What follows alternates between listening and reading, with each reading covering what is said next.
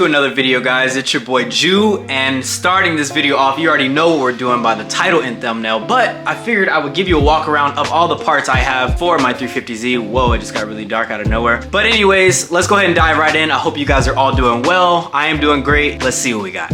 So to start things off, guys, this is everything that we are gonna need minus the intercooler piping for the 350Z. So starting over here on my right, we have the Comp 6467 turbo. It is a T4 flange and it is air cooled. So this turbo only takes grease, which is pretty cool because again, the turbo is gonna be under the car. So it's just less stuff to worry about. I can just grease this thing every so often. And yeah, this is good to go. So that's gonna be our turbo. We have our intercooler right here. We need to make some brackets. There are some brackets on here, but we just need to modify it and suit it to our liking so that way it fits the bumper properly. But we have a nice big intercooler right here. And over here, we have a Boosted Projects turbo manifold for our 350Z. Again, this is a mid mount. So these are basically going to connect to the headers on both sides. Our turbo is actually gonna mount right here under the car near the transmission. We have our wastegate flanges right here, and we also have our wastegates right here as well, with a little vacuum block that I can kind of implement so I can put every and all vacuum sources I need to right here. So that's gonna be sick. All the gaskets and hardware that we're gonna need right here, as well as the flanges, because again, one of the only things that we are gonna be making is the intercooler piping. So we need to go ahead and weld on these MAF flanges to implement that. So that's everything that I have in this little bag right here. We have some kind of miscellaneous couplers, clamps here. So we're gonna be utilizing all these. These are some new springs because I believe the ones in these wastegates are, I wanna say 14 pounds or something like that. So these are gonna be 8 PSI springs.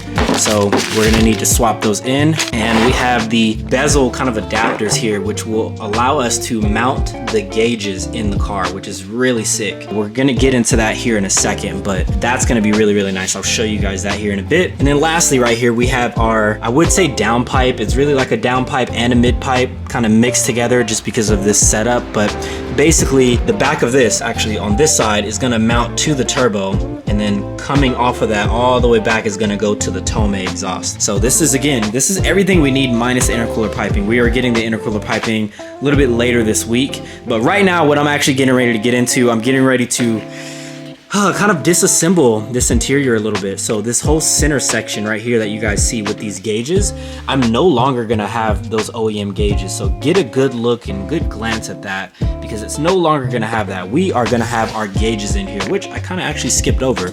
We have AFR, boost, and oil pressure, which are these three. So everything's brand new. I'm super excited to run that. And I know I said in a previous video ago that I wasn't gonna implement them there. I was probably just gonna do like an all-in-one. But I started thinking about it, and honestly, it will be kind of clean. And unlike the 370Z, their little gauge cluster, the 3 gauge pods, in order to take those out, you need to break those on that car. This car is a little bit different. Once you disassemble the center console area and take that whole unit out, you can actually unbolt that as one unit and put in your own gauges that you'd like over here. And if I ever wanted to go back to stock, it would be an option in this car that is a little bit easier as opposed to the 370. So that's actually the main reason why I chose to go this route. So without further ado, let's go ahead and get in the car. I'm gonna go ahead and throw in the gauges in this video, or at least this section of the video. And then later on in the video, we will go ahead and start assembling the turbo kit and putting everything on the car. By the way, guys, my car currently has Motordyne test pipes and a Motordyne wide pipe. So if there's anybody out there that is interested in this setup, please let me know. I will ship it at buyer's expense, of course. I will post pictures, videos of what they look like once we get those off. But for now, let's go ahead and get these gauges in.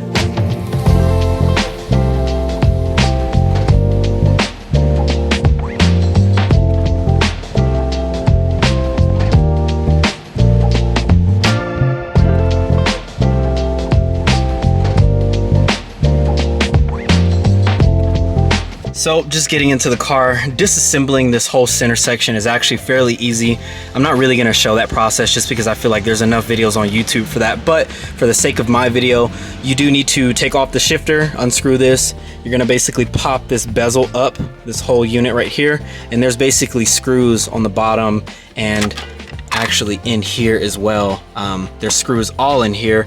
Once you kind of get all the screws out, then you're gonna be able to There's like, you gotta pop these tabs off, stuff like that. But there's screws all along in here. Once you get that out, this whole unit's gonna come out as a whole, and then you'll be able to get to the gauges. So I'll pick up the camera once I get to the part where I have this bezel out and the gauge is ready to take off as well. So once you have the unit out of the car, this is what it's gonna look like.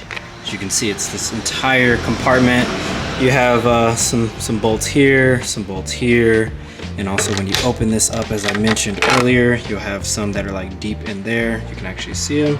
So yeah, you'll have 2 in there, but long story short, when you flip this thing over, I wanna be very careful because I don't wanna break mine, but on the back side, you have a screw right there, and then a screw on the other side. So like I said, this whole compartment here is gonna fall out, you know? So let me do that now. I'll take it out and I'll show you how to mount our new gauges. All right, so I decided to flip it down, lay it on this towel so it doesn't get scratched up more than it already is. And so like I said, there are 2 bolts, one on each side, it looks like, but you actually also have these that are like individually mounted.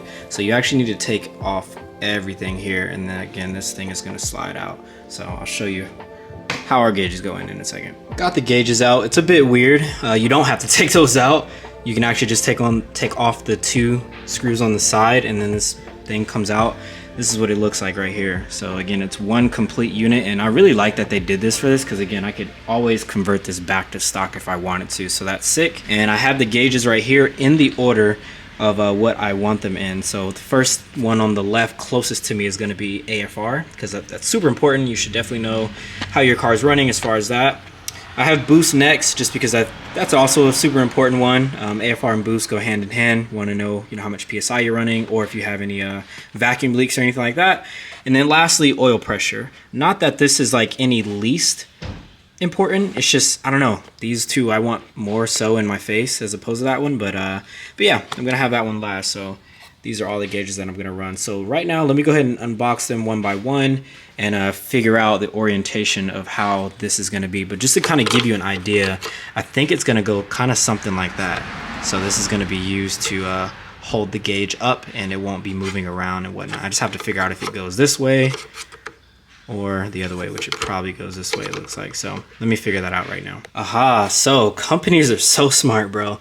So on the bottom of the gauge, I was looking, there's like these letters, D, C, and P. And what they stand for is driver.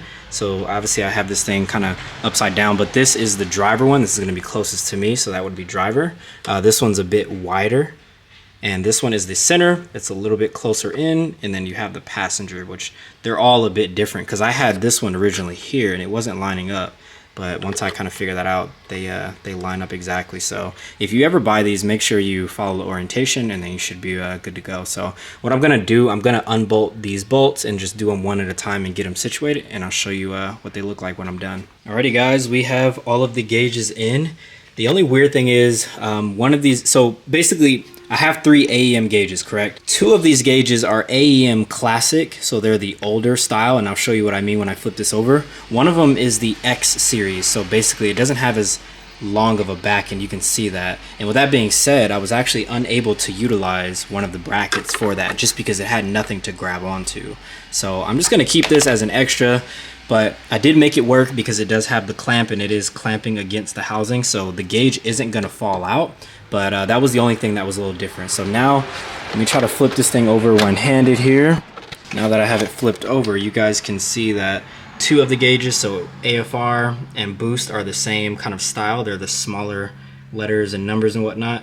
The one on the right is the X series, so this is like the newer style. You can actually even see like the top even looks a little bit different than the rest, so that's okay.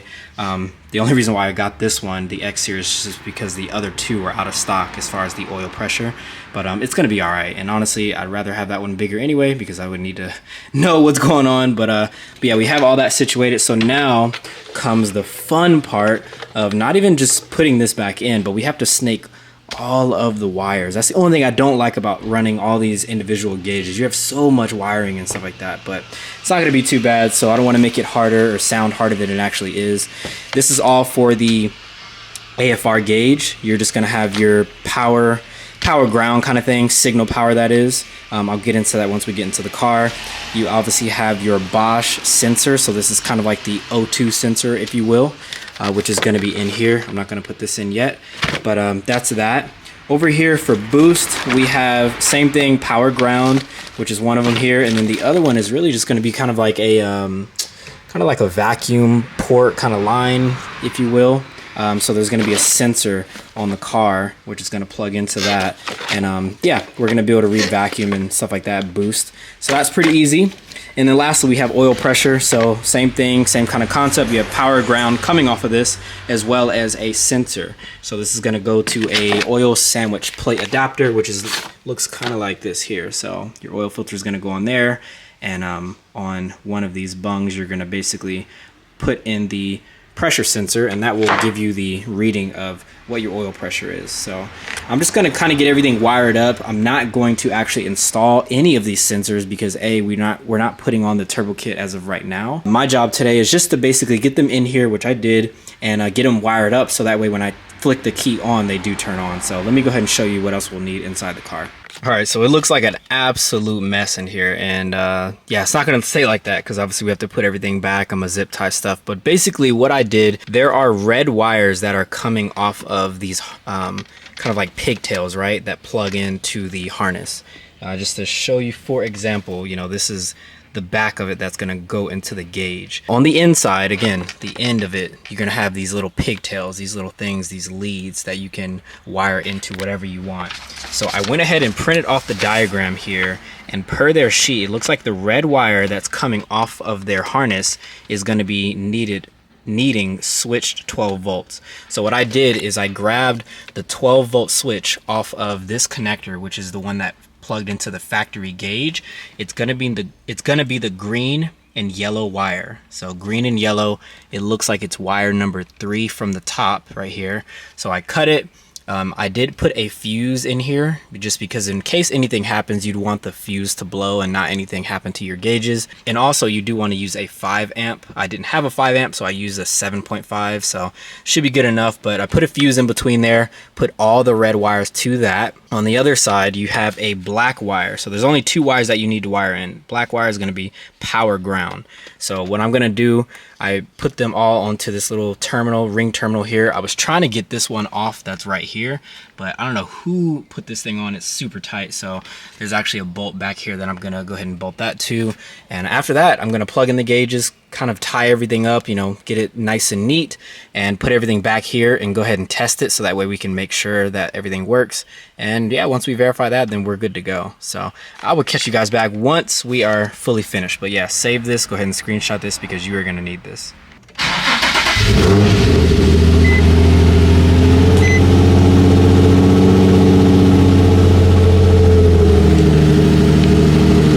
So as you guys can see, I have them fully wired up. Everything's working how it should. The gauges aren't going to read anything because I actually have all of the kind of like sensor wires over here. I didn't have enough time to fish it up and kind of put it where I want it to right now, so we're just going to leave that for right now. I'll go ahead and tackle that another day. I probably won't show you guys that. It's pretty simple, but basically I'm just going to shove all those wires through the grommet there that separates the chassis inside cabin to the outside. So I'm gonna put those in there, and then yeah, just run them to where they need to go. But yeah, everything works. Super sick, super sick, man. I am so stoked about that. It looks so clean. I've always wanted a 350 really for like that reason right there, and it's crazy that I actually have it now. So super excited about that project. Welcome back to another video, guys. It's your boy Ju, and as you can see, we are in my Nismo 350z. And today's a special video because we are actually going to be putting the turbo kit on this car, man. I have a mid-mount kit. I've said it a million times, and I'm dying to put this thing on. So right now, I want to kind of get some sound clips and, you know, just really want to enjoy the naturally aspirated sound of this VQ because the parts that I have on this car are truly immaculate. I have the Motordyne test pipes, I have Motordyne Y pipe, and we have a full Tomei exhaust. And I feel like that combo, you cannot go wrong. So I want you guys to really enjoy this, man. You know, this is gonna be the last time you will ever hear this, and me as well. So enjoy some downshift, some cruising, all of that good stuff, man. All of that good stuff. And like, you gotta admit, man, this thing does not sound obnoxious like a lot of other VQs out there, you know? My boy trying to run it or what?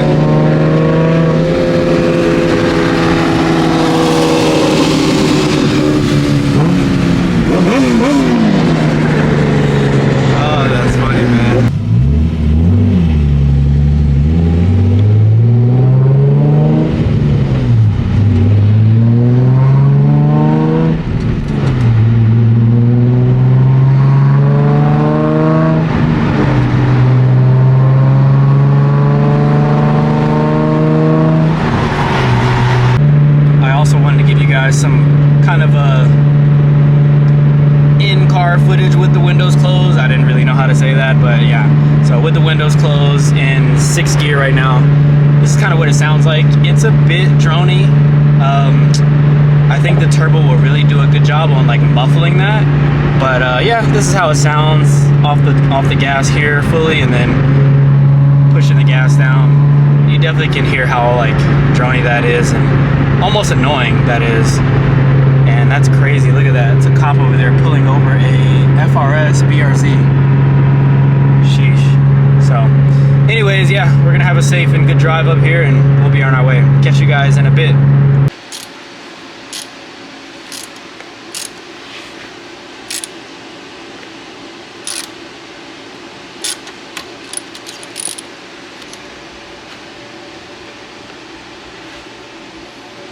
I think that's it right there.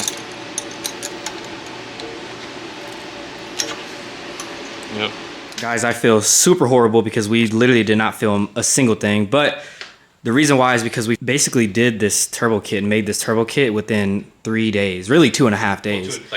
No, just 2 days really. Yeah, 2 days. Friday night it was just, you know, we waited for the car to cool down and then we took it apart and yeah, kind of just left it. So yeah, so basically the plan was get here Friday around 7, 8, and to put on the turbo kit that we have. Everything that we needed to make was all of the intercooler piping. So we made all the top on both sides, or I should say Davion did. So shout out to my boy.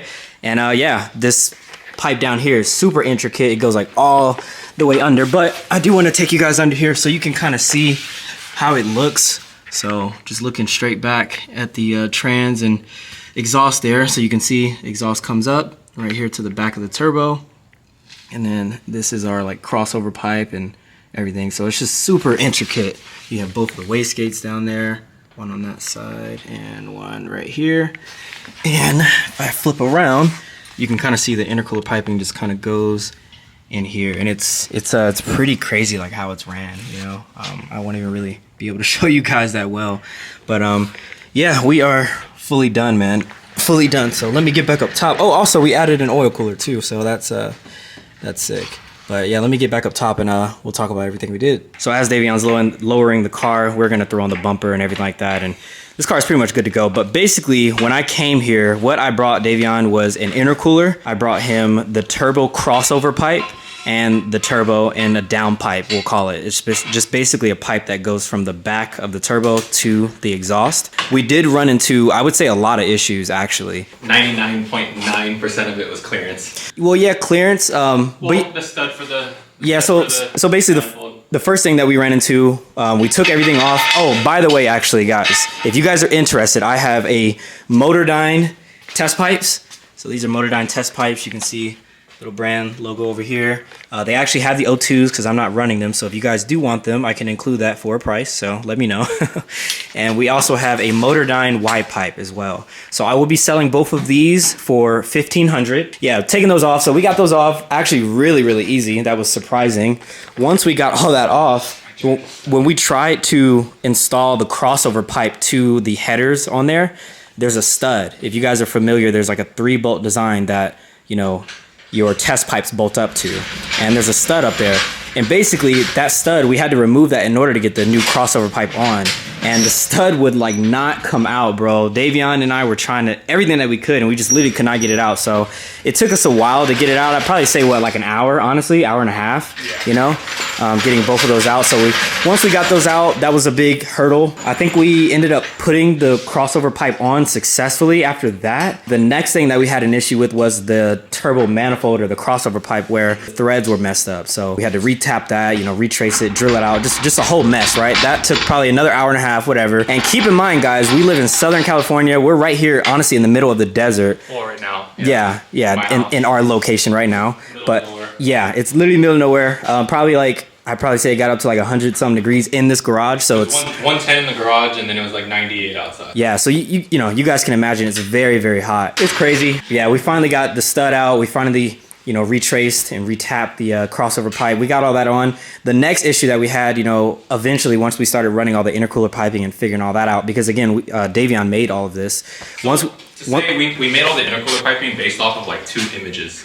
Yeah, basically I had 2 screenshots of guys who, you know, ran this similar setup on a Z/G, but and Yeah, and I'll throw those pictures on the screen, you know, side by side. That way you guys can see what we were referencing. But yeah, we basically made that from scratch, you know, literally playing Legos, you know what I mean? Like with all these intercooler piping. So we have like a mixture of like 3-inch for the intakes, we'll call it, you know, going to the top of the intercooler. And then it kind of transitions to a 2.5 just because of, you know, how tight it is right there. But yeah, we finally got everything on, man. We ran into a lot of issues, and that's why it ended up taking us a bit longer, but super sick to say that we did it ourselves, you know. And as you guys know, we are starting a shop, starting a business and stuff like that called Sirens Automotive. I just feel like this is a great piece and statement to kind of attest to like what we're trying to do and what we're capable of. You know, we literally had a blank canvas and we needed to write the script for it, you know. And with Davion's skill and knowledge, we were able to bring that to life. So super excited about that. Look, guys, we put the bumper on. It looks, honestly, it looks stock, which is kind of funny. It looks kind of like it just has like intakes, you know, which is hilarious. Me and Davion were like laughing because like all that work that we just like put in. You can't even see it. Yeah, you know what I mean? Like it looks like nothing happened. I mean, I guess that's a good thing, but it's like, dude. I don't know. This is probably one of the most intricate things that I've ever done. If you guys aren't familiar with, you know, Z's in general, there's already not very much room like in the engine bay at all whatsoever. So we had to snake one of the intercooler pipes in between the motor mount and the frame of the chassis. And you literally only have about like 2.25 inches. So what people do usually is they dent it, but Julian still has a stock motor mounts, and there was like a heat shield on it, so that made the spacing like an inch, you know, if that, like 1.5 inches. Impossible. Yeah, basically. Pretty much. So then we had to jack up the motor. Yeah. Loosen both motor mounts. Loosen both motor mounts, jack up the motor, get that heat shield off. Like the one for the mount. Yeah. And in the process too, we realized that we had to take the other heat shield off the actual header itself. And then one of the like little threaded sections on the header like ripped off, and it made a hole in the header. In the header. So then I had to like creep in there and, you know, throw like a little weld on top of that. So that sucks too. Yeah. And then as far as like the exhaust also, I had to extend it a little bit, and then I also had to change it from a V-band flange to the 2-bolt flange, because, you know, Julian has a Tome, so it was either buy a titanium flange that, you know, or a titanium V-band, which is expensive, or, you know, just get a steel one and just swap that out. So we did that. So Davion was suggesting to run these covers. Yeah, dude, it's straight sleeper. Well, now you can't even see the vacuum block, can't see the wiring harness. Like, that looks... I feel like that was the goal of this build too, though, you know, to kind of like give it that like stock vibe. Street car. Yeah, you know, Street car. Something like simple, but yeah, that does look crazy. Like it's, yeah. So. Can't even tell nothing's done. Yes, sir. Hey, yo. Love it, baby. No way. Love that. Well, my car was supposed to be a street car. You know, yeah, and you see how that turned out. Let's see. You see how that thing turned out. Oh, yeah. Straight race car. What do you guys think? You like the covers or no? Yes. If you say no, I'll find you.